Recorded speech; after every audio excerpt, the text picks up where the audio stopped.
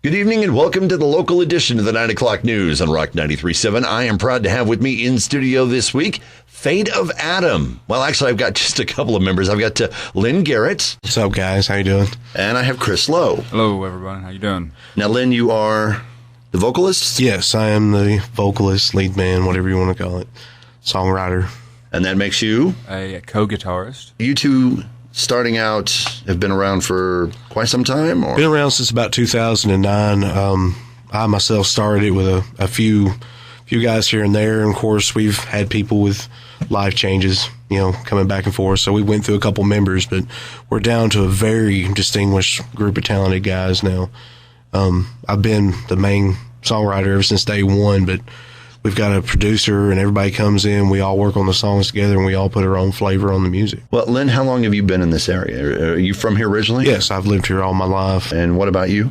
I am from Overton County. Overton? Yes. I live past Monterey, so, pretty local, but, What was it? How did you two meet? Did you... There is our bass player in the band. He plays with us now, obviously, and, I played with him in a group a few years back, and he... we had an opening and he brought me in. Yeah. So.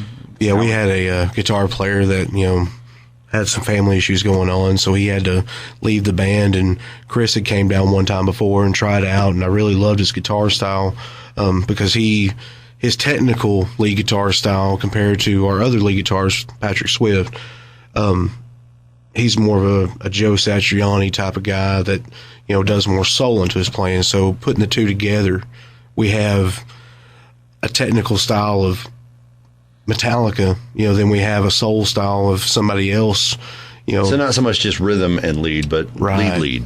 So like I got two guys that are extremely good lead guitarists that actually work together and play off each other with completely different styles. It's a nice touch. I like something like that. Throwback to like 70s rock, yes. Where you had like a lot of Eagles stuff. They had two lead guitar players, or Jeff Beck and Jimmy Page playing, kind of like that. Yes. So okay, so I'm hearing some pretty good influences based on that.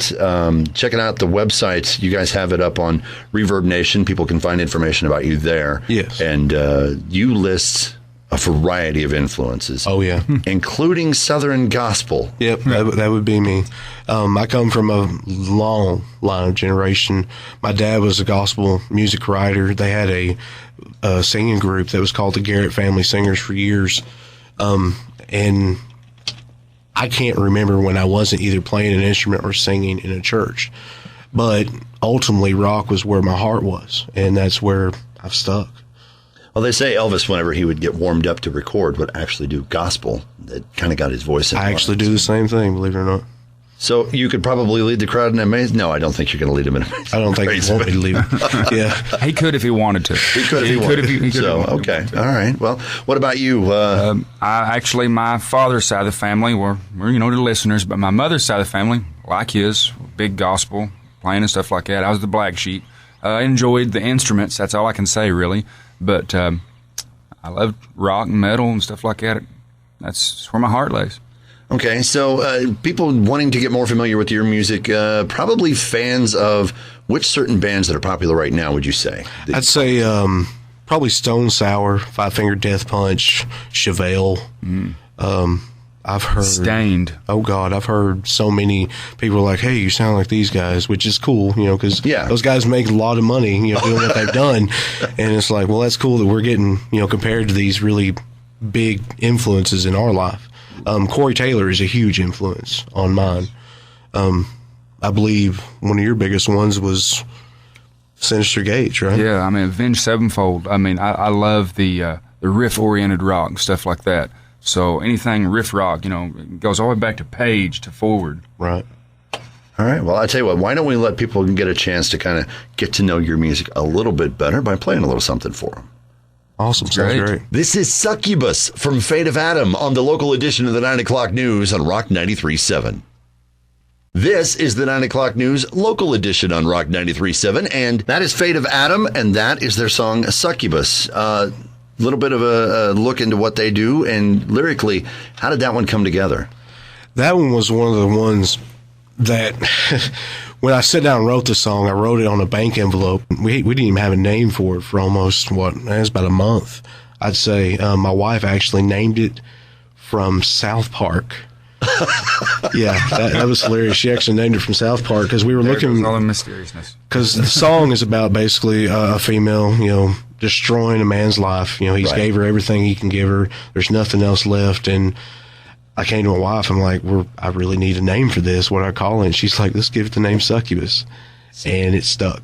Okay. Well, you said you worked on it for a long time, so it's not something that it was in the back of your head, just kind of floating. Yeah, pretty much. What comes first when you're writing music? Do you guys sit down and actually put together the melodies and craft the music to go with it, or lyrics come first and then you write around the lyrics? Go ahead, Chris. A lot of times, Lynn gets an idea. Like he'll say, "Hey, and he'll give me not directly a song or directly a person, but an idea of something." And we've wrote songs together via the phone and come together a week later, and there it is. Right. So he gets an idea, but he plans it out from beginning to end how he wants it. But it may take him a little while to get this work, but we never know he's even planning it until he tells us. Right. But it's a very quick process. Guys will show up for jam practice one day. I'll be like, okay, I've got this idea. And sometimes if we can't, come up with a riff in jam practice, I'll look at Chris or Patrick. I'll be like, okay, in my head, I hear, Stone and Sour, and I'll give them this song. I'll be like, use that as an influence. Just go and listen to it. I was like, don't make it that song. I was like, just where does that song inspire you to go?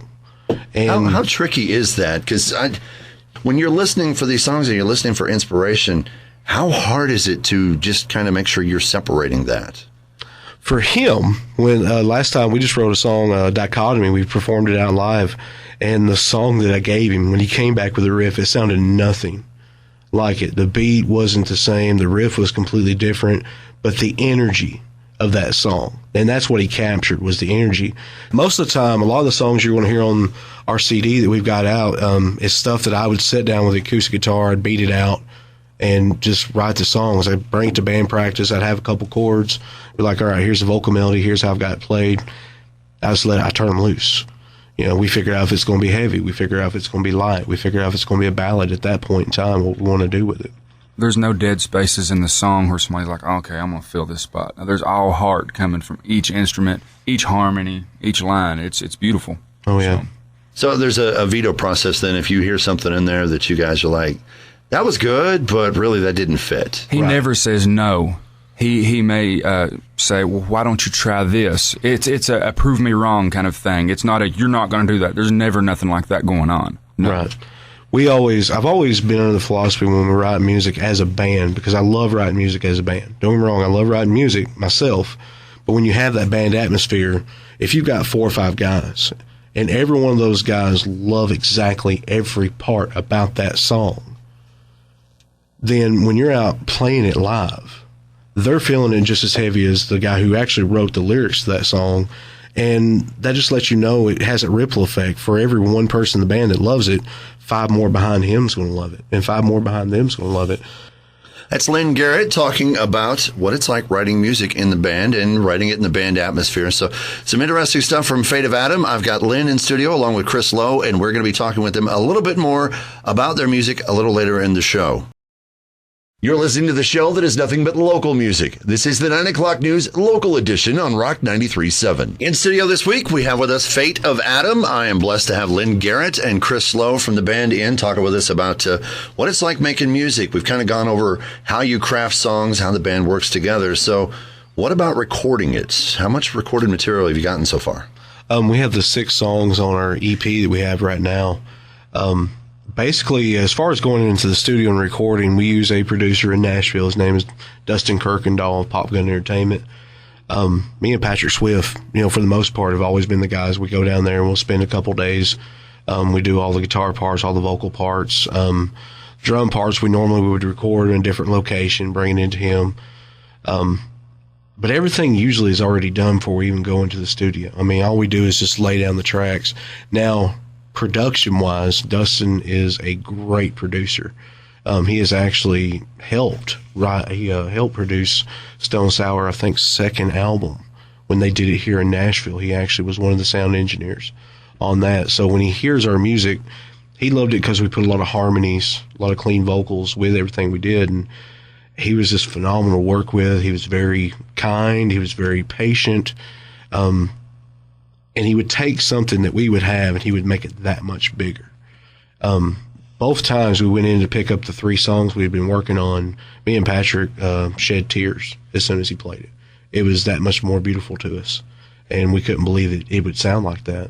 And I'm hoping when the actual CD, the album's done, it'll be just as heartfelt. I'm hoping. Now, and that's what you have up on Reverb Nation. Yes. Where else can they find you online? Reverb Nation, Facebook, pretty much every social media. You can find us on Spotify, iTunes, all over the place. fateofadam.com is probably the easiest way to find us. That'll take you straight to our Reverb Nation page. We're about to launch the website, I think, here in a couple weeks. Yeah, it's still under construction, but it's going to be nice. So we're a few years into doing this now. And what do you guys, when you're not out doing the rock thing, do you just have alter egos where you fight crime at night, or what do you do? Well, we all have families and stuff. If me and Batman aren't in the same room, I don't have anything else to say.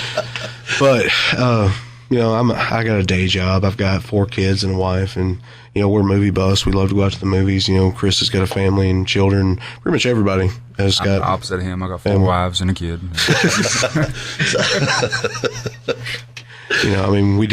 We're just fun-loving guys, very comedic. We try to keep, everything lighthearted on stage and off stage. Well, we're sharing a little bit of something with Fate of Adam. I appreciate you guys coming in to talk with us this week. How about if we, a little track that you've worked up. You actually have this on your website. There's an acoustic mix. It's called Devils Around Me. Yes. This song originated back about 2005. I had just come through a divorce, had a lot of stuff going on in my life, and this song, it was getting over one of them rough patches. I had people that cared about me, and it was trying to be good to those people that were being good to me, but at the same time dealing with my problems. I always had the problem of pushing people away and just wanting to be like a hermit. I've heard several fans give me several different explanations, and I love hearing the fans talk about what it means to them. And this is the one song, it's just, you never know what you're going to hear from a fan. My mom's a big gospel listener, and she goes to church, stuff like that. That's mainly all she listens to. And then I'd lost my dad 6-7 months ago, and she grabbed onto the song, and then it just made her feel better, and she listens to it every day. So that's a pretty big step for somebody like her. Yeah. So, and that's a lot of the stories that I hear about that song. Well, why don't we go ahead and share it with everyone then? This is Devils Around Me. It's Fate of Adam on the 9 o'clock news local edition on Rock 93.7. You're listening to the local edition of the 9 o'clock news on Rock 93.7. We're back in with Fate of Adam, and we're discussing with them what it's like making their music, and they've got their full album that they're currently working on, trying to get that together. And guys have been together for a little while. Of course, I only have with me Lynn Garrett and Chris Lowe. The other guys, previous engagements, not able to make it, but I appreciate you guys taking the time to come in and giving us a chance to get to know you. That's really what this show is about, giving people a chance to know what local music is like. And you guys have been playing in the local music scene for quite some time, actually. Not just in this band, but a few other things. Oh, yeah. I've been in the music scene off and on with different bands for going on 10 years. I mean, I've been playing music for over 20, but with everything I've done, it's been well over a decade I've been around doing something. I actually, around 19-year-old, started going to Nashville, doing studio and session work, working with some older gentlemen and stuff like that, and took like a 4-year hiatus from everything, and then just started getting back into the scene, and that's when we met.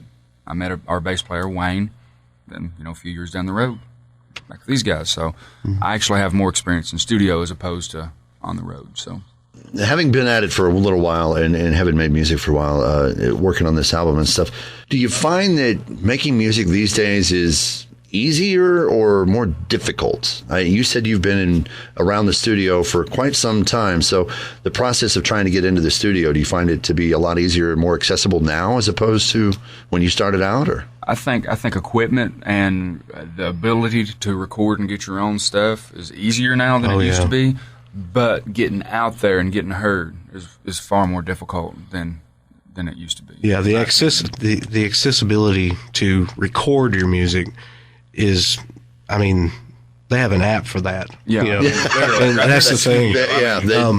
Anybody could record all day long, or you can sit back and, with auto-tune and everything else, you don't even have to have a great voice anymore. Yeah. But to get out and actually perform live, that seems like it's becoming the harder thing to do in the music industry nowadays. And if you do get out, getting paid, to play, I think we've been paid for maybe 2 or 3 shows out of the hundreds that we've done.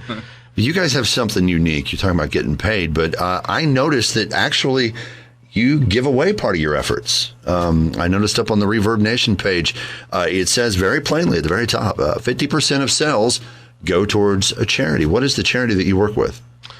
I'm not really for certain. I know when I signed up for it, I knew what it was then. We've been on that for a while. Love, Hope, Faith, or something along those lines, I think. Yeah, Reverb Nation offered a thing. If you were selling your music through them, you could offer, to give to the charity, and why not? We actually try to do charity shows every year, at least one. We were helping the organization CASA. It's the people that help out the children, before, they get.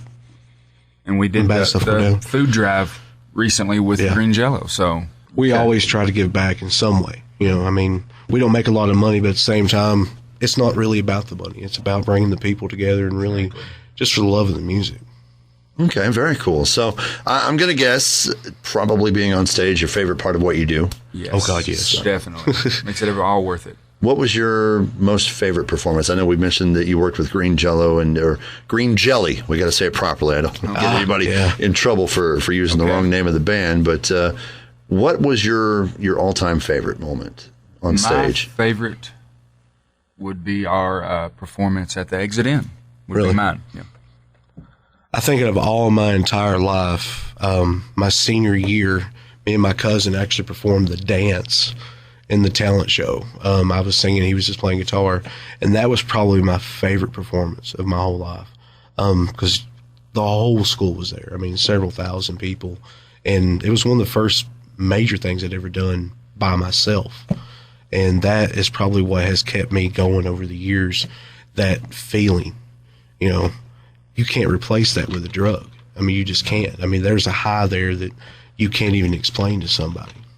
All right, listen, guys, I do appreciate you coming in to talk with us and letting us have a chance to listen to your music, and looking forward to when the album is finished. Maybe we get a little taste of that. Yeah, definitely. Hopefully, we're looking by the end of the summer, maybe, or fall is what we're looking for. So I'm excited. I hope everybody gets to hear it pretty soon. Sometime before the end of 2014. Yeah. That is the game plan. Okay, cool. All right. Well, many more great songs that we perform live that have not been recorded yet. Great songs. Cool. All right, guys. Well, thank you so much for stopping in today. Thank you for having us. Oh, it's been a pleasure.